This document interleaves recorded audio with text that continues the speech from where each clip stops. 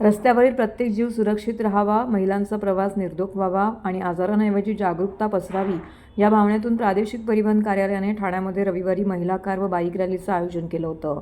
या रॅलीतून रस्ता सुरक्षा, वाहतूक नियमांचं पालन आणि सर्व्हायकल कॅन्सरविषयी जनजागृती, भावनिक संदेश देण्यात आला। ठाणे प्रादेशिक परिवहन अधिकारी हेमांगिनी पाटील यांच्या मार्गदर्शनाखाली प्रादेशिक परिवहन कार्यालयातून सकाळी 9 वाजता निघालेली ही rally Nitin junction, Cadbury junction, Upvan तलाव, काशीनाथ घाणेकर नाट्यगृह असा मार्ग पार करत पुन्हा प्रादेशिक परिवहन कार्यालयात समाप्त झालेली आहे।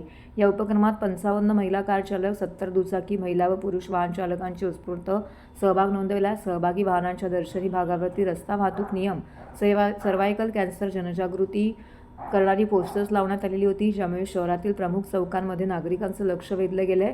या रॅलीसाठी डॉक्टर वाणी परमार, इनरव्हील क्लबच्या डिस्ट्रिक्ट चेअरमन लक्ष्मी सिंग, ठाणे IMAचे अध्यक्ष डॉक्टर सुनील बुधलानी, लायन्स क्लब ठाणेच्या अध्यक्षा किरण गुलानी, पिंक होलिक इंडिया टीमच्या अजित कौर धिल्लन व जयश्री शेलार येथे उपस्थित होत्या। स्पर्धेअंतर्गत प्रथम क्रमांक प्राप्त झालेल्या महिला कार चालकास 5,000, द्वितीय क्रमांकास 3,000 तर तृतीय क्रमांकास 2,000 रुपयाचं रोख बक्षीस, सन्मानचिन्ह, प्रमाणपत्र देऊन त्यांचा गौरव करण्यात आलाय। निवडक महिला चालकांना प्रमाणपत्र आणि मान्यवरांच्या हस्ते हेल्मेट देऊन सन्मानित करण्यात आलंय।